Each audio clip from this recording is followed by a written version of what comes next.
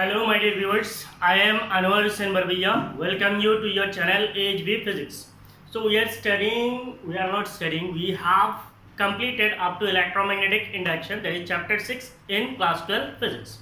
So this will be the new chapter in class 12 physics. It is alternating current. It is your chapter 7 on class 12 physics. It is chapter 7. So it is unit wise, it is unit 4. So EMI, that is electromagnetic induction and alternating current, this comes under unit 4, and this will be the chapter 7 alternating current, the first lecture. So first we have to know about alternating current. Alternating current क्या है? When you say alternating, we can say it is varying, or it is time varying, or it is changing. Means some means alternating means it is varying with time. उसको हम लोग बोलते हैं alternating current है. सो alternating current आपको कहाँ पे मिलता है, जिसको हम लोग बोलते हैं एसी, जिसको हम लोग क्या बोलते हैं एसी ना. यहाँ पे एक एक्रोनिम है. जब आपको ये एसी सुनने को आता है, what is AC? When you say AC, it is alternating current. It is alternating current. जब आपको ऐसे सुनने को मिलता है AC current, then it is alternating current. तो अच्छी तरीके से सुनना या कंफ्यूज नहीं होना. जब हम लोग बोलते हैं AC current, then it is alternating current. और अगर हम लोग बोलते हैं एसी वोल्टेज या फिर AC EMF, AC voltage, then it is alternating current voltage. तो यहाँ पे स्टूडेंट को एक बेसिक कंफ्यूजन रहता है, व्हाट इज एसी? एसी का मतलब है अल्टरनेटिंग करंट.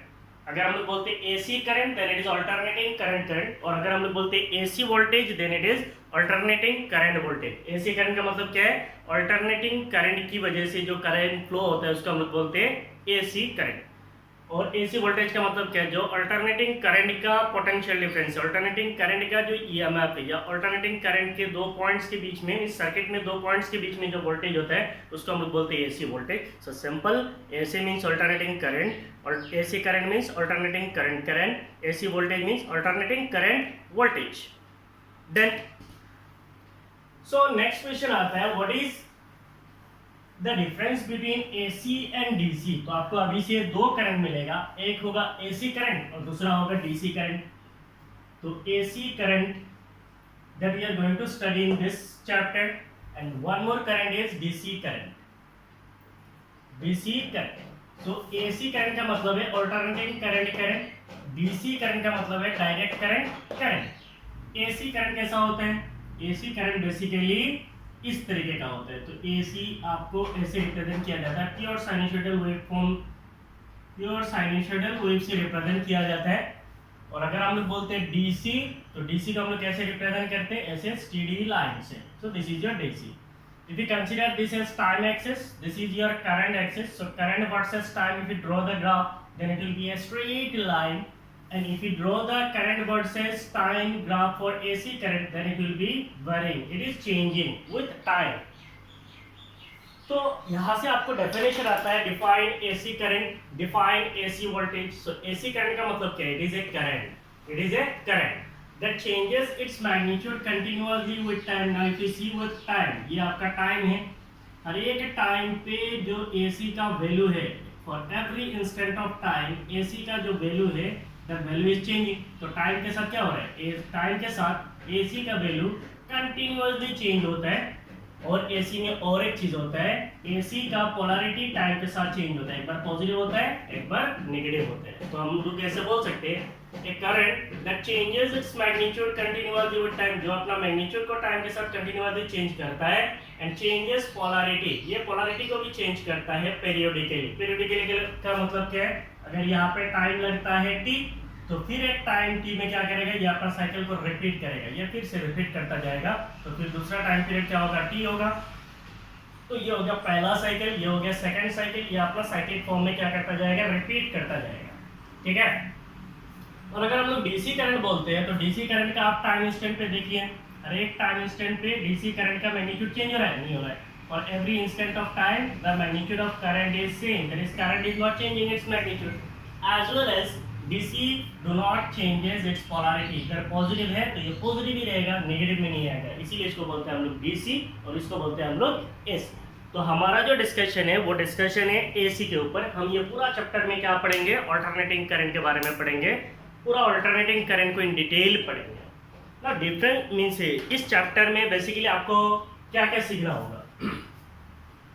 ये चैप्टर जो है basically it is an analytical chapter, we can say it is a mathematical chapter. तो इसके अंदर आपको बहुत सारे डेरिवेशंस मिलेंगे, very few we can consider that around 20% are theoretical, means just definition type, and some explanation are there, and remaining 80% are derivation and analytical, means mathematical। ये पूरा mathematical है, इसको अच्छी तरीके से पहला क्लास से, that is from lecture 1 you have to concentrate, अच्छी तरीके से सुनना, समझना, हर एक स्टेप को समझना, तो आगे जाके आपको पढ़ने में मज़ा आएगा।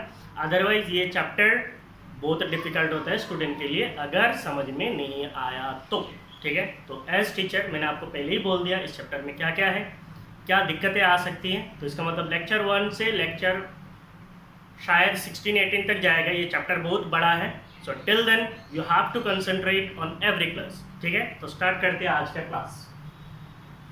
तो सबसे पहले हम लोग बिगिन करेंगे अल्टरनेटिंग करंट से। व्हाट इज अल्टरनेटिंग करंट, ये का तो हाल ही बिगड़ गया।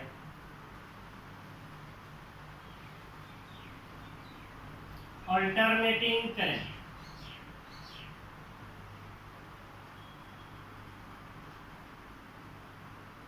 so when you say alternating current, what is alternating current? तो हम लोगों को ऑलरेडी पता चल गया, a current that changes its magnitude continuously, that changes its magnitude continuously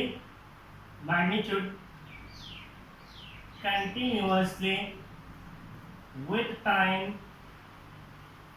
and changes polarity periodically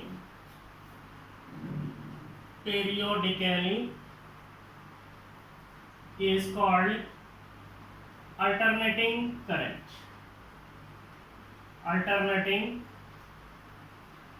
Correct. So what is alternating current? A current that changes its magnitude continuously with time, जो current अपना magnitude को time के साथ continuously change करता है, and changes polarity पेरियोडिकली, और जो अपना साइन को भी बदलता है, एक बार प्लस एक बार माइनस, फिर प्लस फिर माइनस, प्लस माइनस चेंज करता है periodically, means the period that is the time remain same is called alternating current. इसी को हम लोग क्या बोलते हैं, अल्टरनेटिंग करंट बोलते हैं।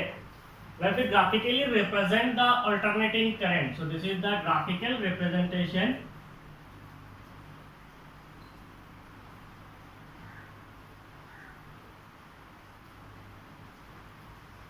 Say this is the time axis, that is our time t, and this is our current. Say this is current, we are representing it as I.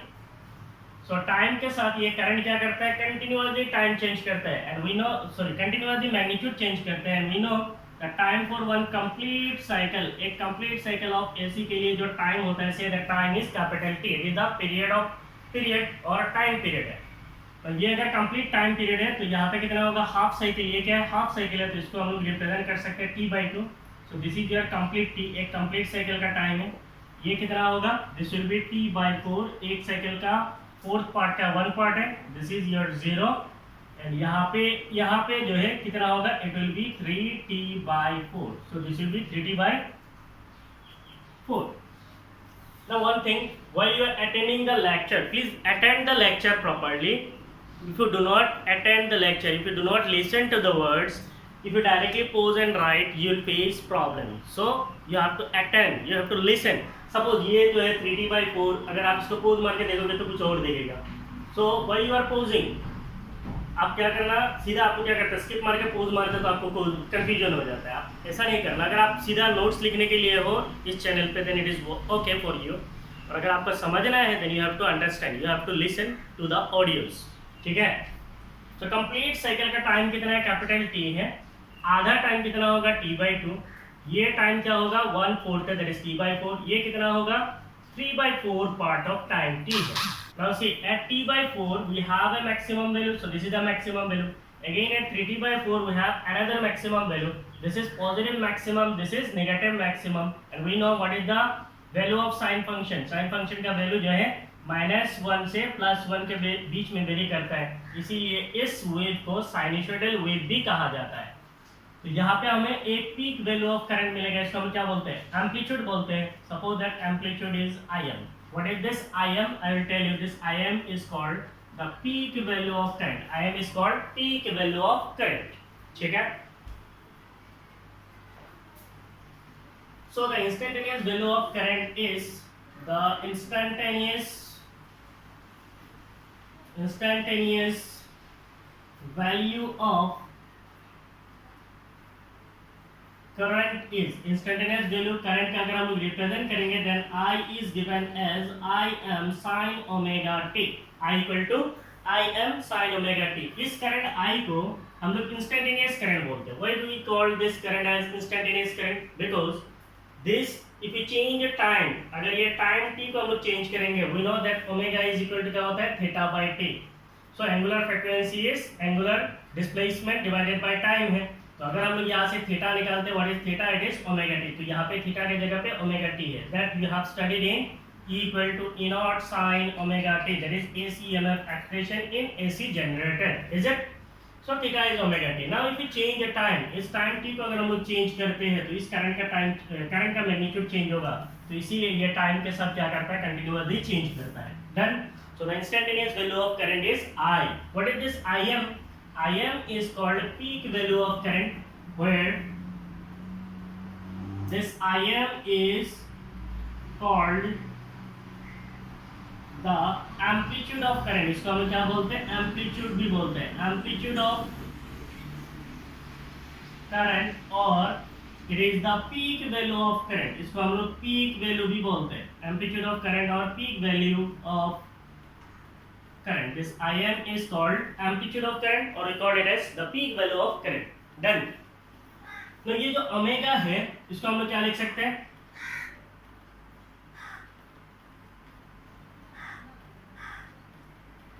so the relation between, we know it very well, the relation between omega and capital T. What is the relation? Omega is equal to 2 pi divided by t है. Omega is given as 2 pi divided by t है, and this can be written as 2 pi. And what is this t? It is time period. Time period is given as the reciprocal of frequency, that is 1 by nu. So it is equal to 2 pi nu. So omega is 2 pi by t. In terms of time period it is 2 pi by t. In terms of frequency it is 2 pi nu. So इस relation को भी हम लोग बहुत सारे जगह पे use करेंगे. सो आप लोग एक काम कीजिए, पहले पोज मारिए और अल्टरनेटिंग करंट का डेफिनेशन को लिखिए. एकदम बेसिक से शुरू करते हैं, no need to hurry up. यहाँ post and written, I hope हो गया. So then we will define alternating voltage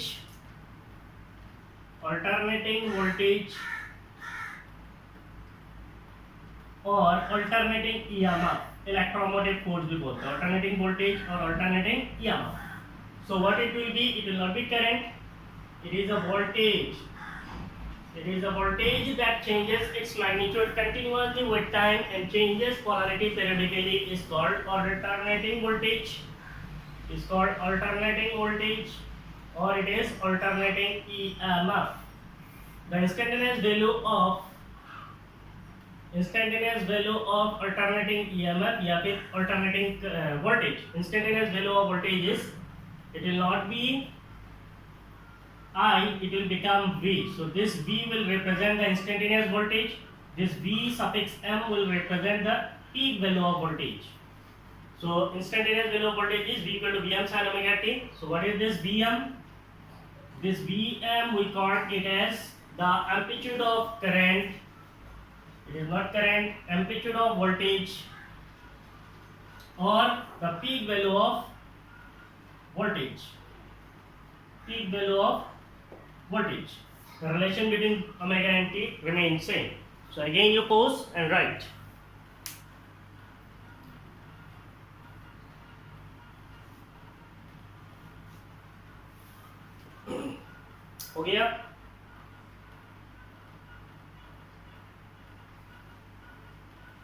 Then we will come across the definition of mean value or average value of AC. So mean value, what is mean value? We know mean. Mean का मतलब क्या है? Average है. अच्छा, इसमें आप लोगों ने चेंज किया था नहीं किया था? तो वोल्टेज के लिए क्या हो जाएगा?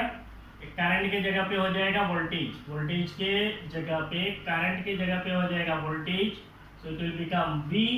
एंड यहाँ पे I के जगह पे हो जाएगा Vm. तो वोल्टेज का काम हो गया. That is the graphical representation of alternating voltage. पहले वाला graphical representation for alternating current. ठीक है.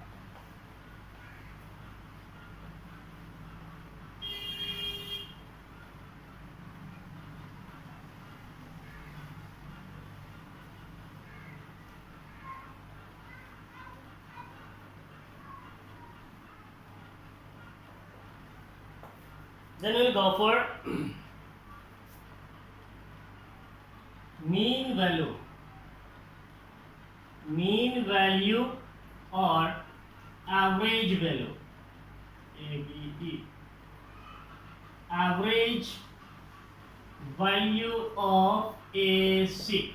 What is the mean value or average value of AC? Or define mean value of AC. Define average value of AC. What is the mean value? इसमें थोड़ा twist है. It is that steady value of current. It is that steady current which when passed through a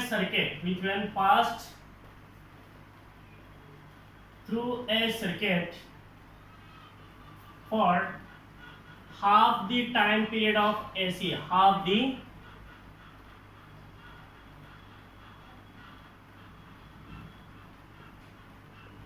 period of AC or time period of AC. It is the steady current which will pass through a circuit for half the period of AC delivers the same amount of charge.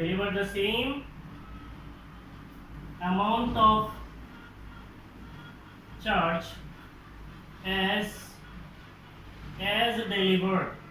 delivered by AC in the same circuit and in same time. So what is mean value or average value of AC? Mean value or average value of AC, it is that steady current which when passed through a circuit for half the period of AC delivers the same amount of charge as is delivered by AC in the same circuit and in same time. So now if you consider a circuit, suppose we are having a circuit. So this is a circuit. In this circuit we have a resistor and it is connected to a DC. So this is a resistor, it is connected to a DC. So what is this source? DC source. DC source को हम लोग ऐसे represent करते हैं. Now if we consider an AC circuit, suppose we are having a resistor. So this is the resistor. If we connect this to an AC, so this is the symbol of AC. आपको पहली बार मिला है. AC source का symbol कैसे represent किया जाता है? ऐसे. ठीक है? So this is AC source. This is the AC source. ठीक है? Now, if we consider the alternating current, what is the alternating current? So this is the alternating current. Is it?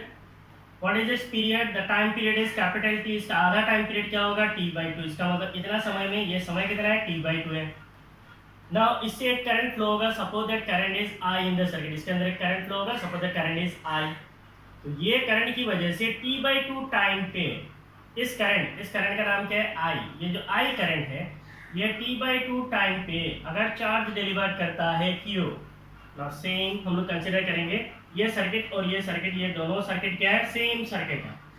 दोनों circuit क्या है? Same है. Means resistance का value same होना चाहिए, circuit आपका सेम होना चाहिए. Now will consider a DC. ये डीसी की वजह से भी एक करंट फ्लो होगा. Say that current is I. तो ये करंट क्या है? डीसी करंट है. So the DC current is I. ये कितना समय चार्ज डिलीवर करेगा? मान लीजिए टाइम इज T/2.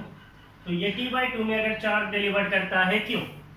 अब इधर आ जाइए. It is that steady current. इसका मतलब इसको डिफाइन करने के लिए पहले हमने इस करंट को कंसीडर किया. इसको हम लोग क्या बोलते हैं? डीसी करंट को स्टेडी करंट कहा जाता है.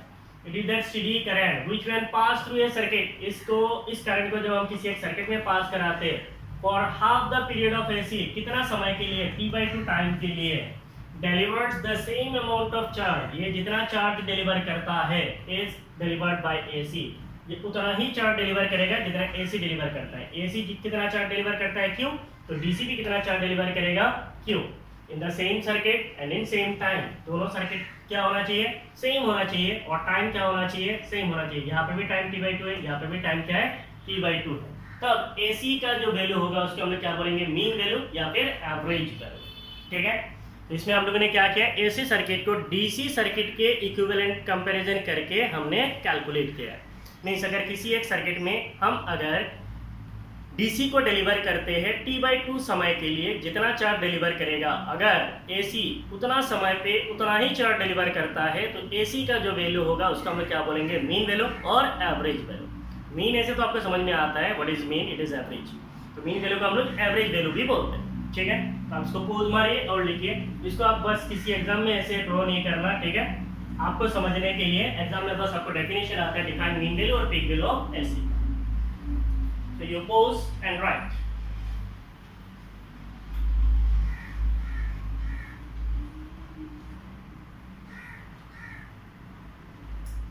Oh yeah.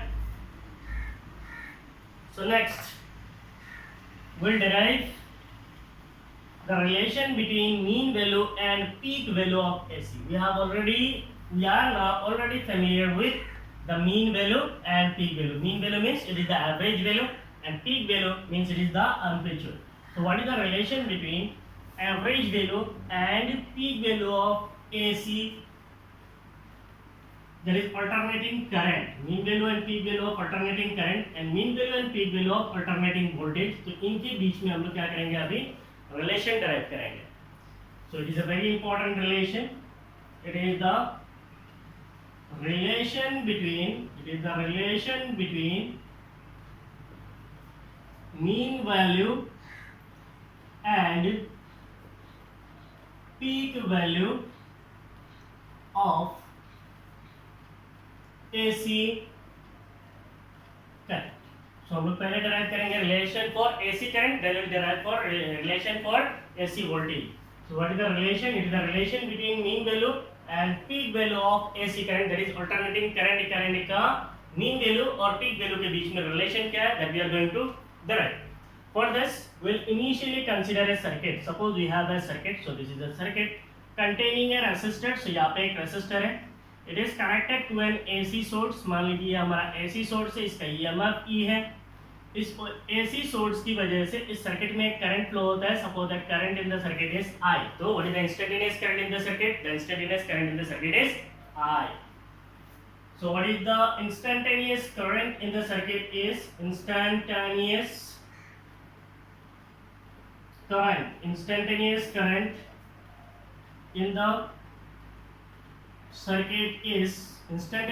in the circuit is I is equal to Im sin omega t. So we have already studied the instantaneous current is given as I equal to Im sin omega t.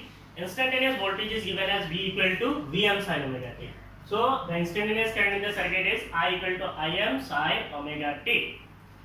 So what we are going to find out, the amount of charge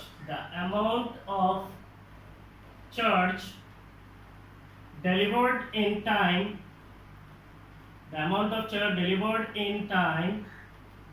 dt. छोटा सा समय dt time के लिए, what will be the amount of charge? The amount of charge delivered in time dt is, we know that electric current I is equal to what, q by t. If you now define I is equal to dq by dt, then what will be dq? Dq will be the small amount of charge, it will be I dt. So the amount of charge delivered in time dt is, it will be dq, and dq can be written as I dt, or you can write dq is equal to I is Im sin omega t dt. So dq is equal to Im sin omega t dt. So this is your small amount of charge delivered in time dt. So what will be the total charge delivered? Total charge delivered in circuit. Total charge delivered in circuit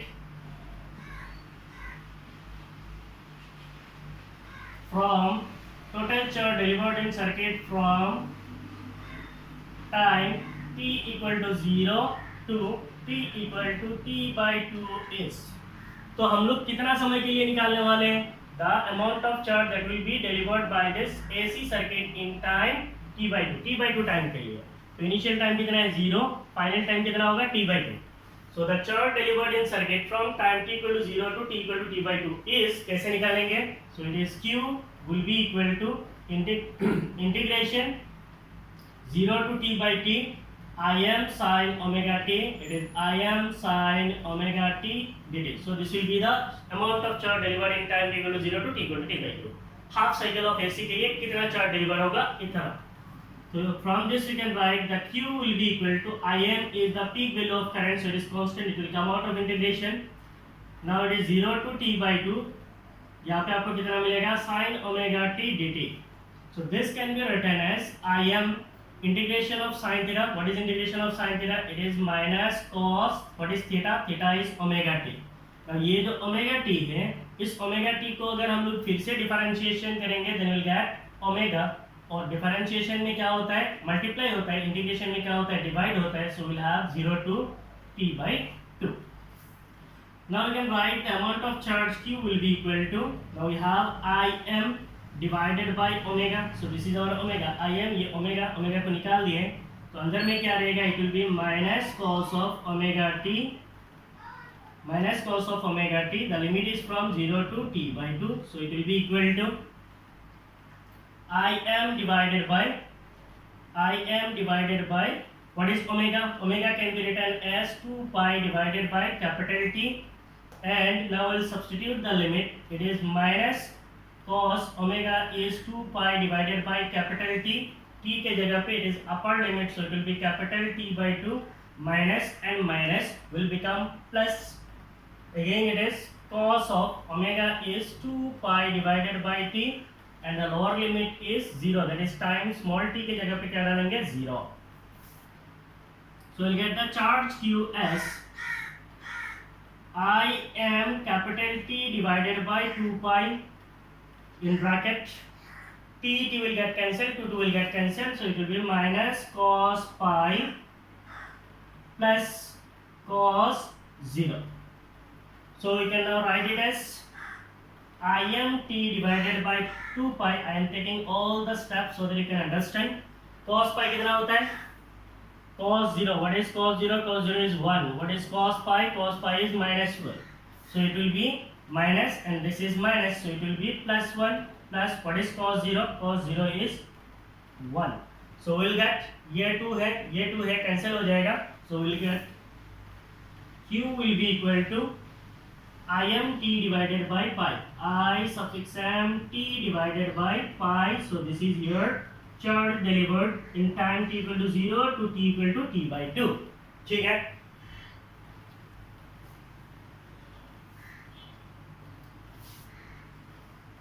Now by definition, अच्छा definition नहीं चाहिए. If I bar represents the average value of current, if I bar represents the average value of current, अगर I bar represent करता है average value of current, तो हम लोग जानते हैं इलेक्ट्रिक करंट I = क्या होता है? Q/T. तो I के जगह पे लिखेंगे I bar. चार्ज अगर मान लीजिए Q है, टाइम कितना समय के लिए? t/2 समय के लिए. समय कितना है? t/2. So we can write, if I bar represent the average value of current, then we can write the charge Q as I bar multiplied by t/2. So this will be the charge delivered. So this is your second expression. ठीक है? So it is from definition we have taken. Now ये हमारा equation 1 है, वो हमारा equation 2. अब ये दोनों इक्वेशन के लेफ्ट साइड में चार्ज है, so we can use this two equation using equation 1 and 2, और comparing equation 1 and 2 भी लिख सकते, कोई प्रॉब्लम नहीं है. So we can now write it as I bar multiplied by t/2 will be equal to Im capital T divided by pi. Im capital T divided by pi.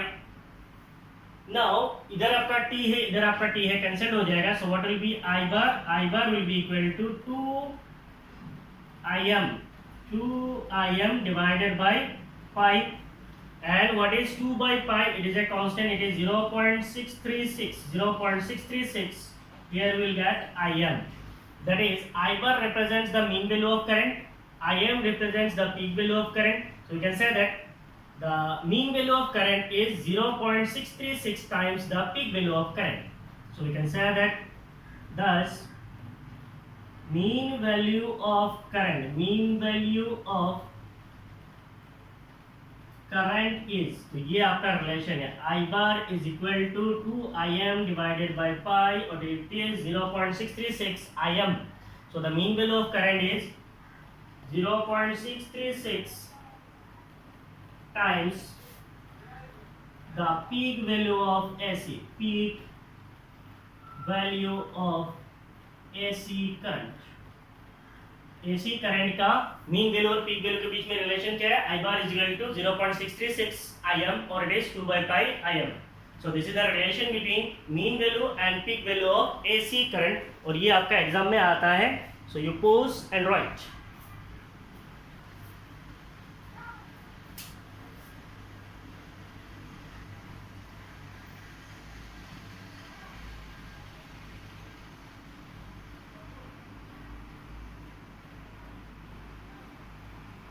हो गया?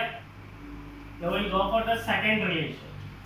Secondly we will derive, so मान लीजिए पहला था, ये second relation है, relation between mean value and peak value of AC current नहीं है. Now we'll derive the relation of voltage, AC voltage, mean value and peak value of AC voltage या फिर AC EMF के बीच में relation derive करेंगे. So the instantaneous value of current नहीं बोलेंगे, so we will say the instantaneous voltage in the circuit is, I के जगह पे क्या हो जाएगा? I के जगह पे हम लोग लिख सकते हैं, I के जगह पे लिख सकते हैं V, so V will be equal to Vm sin omega t dt. Now the amount of charge delivered in time dt is dq equal to I dt, and I can be written as, I को हम लोग क्या लिख सकते हैं? Using Ohm's law, V equal to क्या होता है? IR. अगर हम I निकालेंगे then it is V by R. So I can be written as V by R multiplied by dt. So I will be V by R multiplied by dt. So we can write dq equal to V के जगह पे हम लोग क्या लिख सकते हैं? V के जगह पे हम लोग लिख सकते हैं C, मैं उसी को ही मॉडिफाई कर रहा हूँ, मेरा टाइम बच जाएगा. V के जगह पे हम लोग लिख सकते हैं Vm sin omega t divided by, अच्छा यहाँ पे एक R भी आएगा. So here it will be Vm divided by R. वो नीचे वाला R है, ये R है, Vm divided by R, और इधर कितना आएगा? sin omega t dt. The charge delivered in circuit from time t equal to 0 to t equal to t by 2 is, it will be as it is. तो यहाँ पे क्या हो जाएगा? It will become Vm divided by R sin omega t dt. Step बिल्कुल same है, ठीक है. So the charge Q will be equal to Vm divided by R sin omega t dt. So here will get Vm by R minus cos omega t by omega 0 to t by 2. So here again we will get Vm upon R, Vm by R omega, बाकी सब same रहेगा. Omega की जगह पे हमने change किया, तो यहाँ पे क्या हो जाएगा? It will become Vm and here will gate R. So t ऊपर चला जाएगा, तो यहाँ पे क्या रहेगा? यहाँ पे आपका रहेगा 2 पाई R, और ये I के जगह पे हो जाएगा Vm. So it is Vm by R t by 2 pi. Done. तो यहाँ पे क्या हो जाएगा? 2 pi R, और यहाँ पे हो जाएगा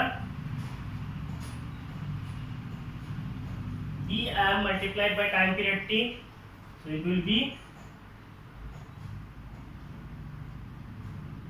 Vmt divided by 2 कैंसिल हो जाएगा, पाई R रहेगा. So here it will be pi R. ठीक है. अब फिर यहाँ पे आते हैं, if I bar नहीं होगा, it will be V bar. If V bar represents the average value of current नहीं होगा, this will be average value of voltage. Average value of voltage. Then the charge Q will be equal to V bar तो हम लोग जानते हैं V equal to क्या होता है, IR होता है। ओके, सो यहाँ पे टेंशन नहीं है, it will be V bar multiplied by T/2, ohms तो नहीं चाहिए। So using equation 1 and equation 2 we'll have I bar के जगह पे हो जाएगा V bar T/2 और T के जगह पे हो जाएगा VMT divided by pi R। ये R कैंसिल होना है ना, 2VM बाई पाई, इसका मतलब R कैंसिल होना ही है। R कहाँ से कैंसिल करेंगे, यहाँ पे।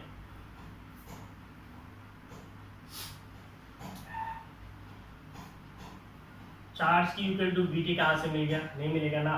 I इज इक्वल टू क्या होता है, Q बाई T है, and I can be written as V by R। V equal to IR है, V इक्वल टू IR है, इसका मतलब I equal to V by R। So it is V by R, V by R is equal to Q by T, Q by T। तो अगर हम लोग यहाँ से V निकालेंगे then it will be Q by यहाँ से अगर हम लोग Q निकालेंगे then it will be equal to V by R multiplied by T। Okay, तो it will become V bar divided by R, V bar divided by R on time. What is the time, time is T/2। Understood. तो ऐसे steps है, हर एक step को आपको समझना है, नहीं तो फिर गड़बड़ हो जाएगा। सो it will become V bar divided by R, V bar divided by R multiplied by T/2 will be equal to VMT divided by pi R। R will get cancelled, T will get cancelled। यहाँ पे T cancel होगा, T cancel होगा, R cancel होगा, R cancel होगा। So we can write V bar will be equal to 2VM divided by pi। So it will be equal to V bar is equal to 2IM नहीं होगा, it will be 2VM divided by pi, and this will be 0.636 times the peak value of voltage, that is VM। V bar will be 0.636 times the VM। The mean value of current नहीं होगा, the mean value of voltage is 0.636 times the peak value of AC voltage।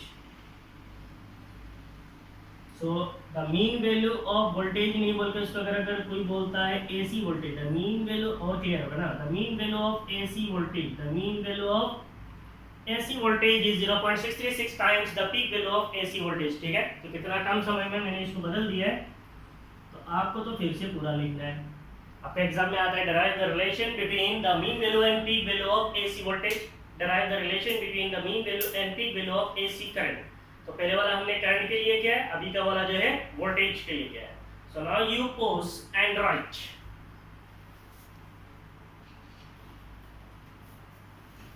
Done.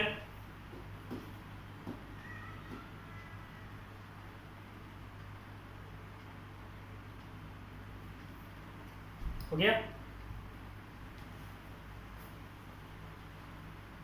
इसके बाद हम लोग और एक derivation करेंगे, ये बार बार आपके एग्जाम में आता है और आपको भी पता होना चाहिए। The mean value of AC for a complete cycle is 0। That is the mean value of AC current for a complete cycle is 0, as well as the mean value of AC voltage for a complete cycle is 0। Means AC का एक complete cycle के लिए चाहे वो current हो या फिर voltage हो, दोनों ही 0 होता है।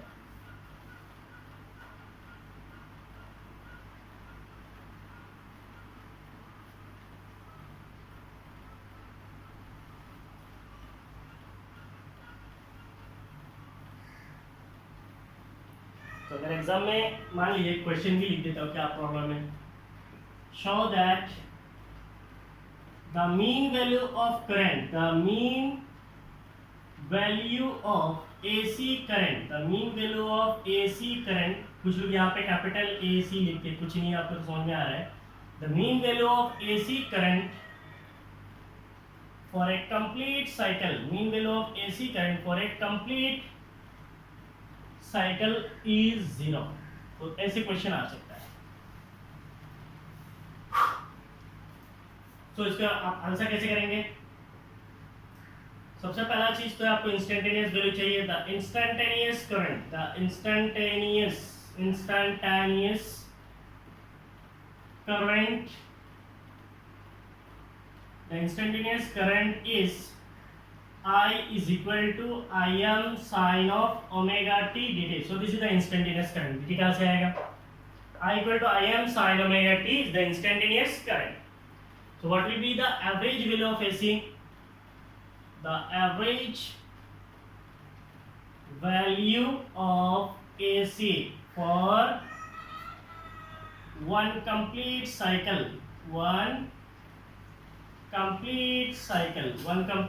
का मतलब क्या है? That is time t equal to 0 to time t equal to capital T, means 0 time से complete एक साइकिल के लिए टाइम अगर हम लोग कंसीडर करेंगे, then what will be the average? The average we are representing it as I bar. It will be equal to, आप लोगों ने पढ़ा था average value of a function. तो यहाँ पे function क्या है? Im sin omega t. So it is Im sin omega t. इसके साथ क्या आएगा? dt. लिमिट क्या होगा? 0 से लेके कैपिटल T, और नीचे क्या करना है? Time function. तो टाइम क्या है? 0 to t है, तो integration of dt and limit is from 0 to t करेंगे, then will get the average value of current. Now what will be the average value of current? यहाँ पे अगर हम लोग देखेंगे Im जो है हमारा कांस्टेंट है, तो वो बाहर आ जाएगा. So this will be integration 0 to t. So this is 0 to t. यहाँ पे क्या आएगा? It is sine of omega t dt, और नीचे क्या होगा? Integration of dt is t. The limit is from 0 to t. So it will be equal to, इतना equal डाल रहा, कोई टेंशन तो नहीं है? कोई टेंशन नहीं है, आप डाल सकते हो. सो इसको हम लोग क्या लिख सकते हैं? Im integration of sin theta is minus cos theta, so it will be minus cos of omega t divided by omega. The limit is from 0 to t divided by, इधर कितना होगा? t minus 0, upper limit minus lower limit. तो इसको हम लोग क्या लिख सकते हैं? This can be written as Im divided by t, Im divided by t, और ओमेगा भी निकाल देंगे. ब्रैकेट के अंदर क्या होगा? Minus cos of omega t, and the limit is from 0 to t, और लंबा नहीं करता. ठीक है. So I bar can be written as Im divided by t omega minus cos of omega t. So it is minus cos of omega. Omega is 2 pi divided by capital T, and the time period is capital T, that is your upper limit. Minus and minus will become plus. Cos omega is 2 pi by t, and t की जगह पे आएगा 0. So this is your limit. So this will be equal to Im divided by t omega. T will get cancelled, so it will be minus cos of 2 pi plus cos of, this is 0, so this is cos 0. This will be equal to Im divided by t omega. Im divided by t omega cos 2 pi. Cos 2 pi का मतलब क्या है? cos 0. cos 0 कितना होता है? 1. cos pi कितना होता है? -1. What is cos 2 pi? Cos 2 pi is also 1. So it will be -1 plus cos 0 कितना है? cos 0 is 1. So -1 plus 1 is 0. So ultimately what you will get? 0. So you can say that the average value of current is 0. Now यहाँ पे एक चीज बात mention करने वाली है. मैं यहाँ पे I बार से रिप्रेजेंट कर रहा हूँ एवरेज करंट. आपको कुछ बुक में ऐसे भी मिल जाएगा I एवरेज बोलकर, that is also average current है. ठीक है. तो ये बुक का रिप्रेजेंटेशन है, कोई प्रॉब्लम नहीं है. तो यहाँ पे हमारा I bar is representing the average current. अब ये तो आपने समझ लिया कि एवरेज करंट जो है एक कंप्लीट साइकिल के लिए 0 होता है, और आप लोग इसको प्रूव करेंगे. Show that the mean value of AC current के जगह पे आप प्रूव करेंगे वोल्टेज के लिए. तो वोल्टेज के लिए मैं क्वेश्चन मार्क छोड़ दिया, that means you have to prove it whether it is 0 or not. ठीक है. Now I bar is equal to what? 0. ये I bar equal to 0, that is the mean value of AC for a complete cycle is 0. इसका मतलब क्या है?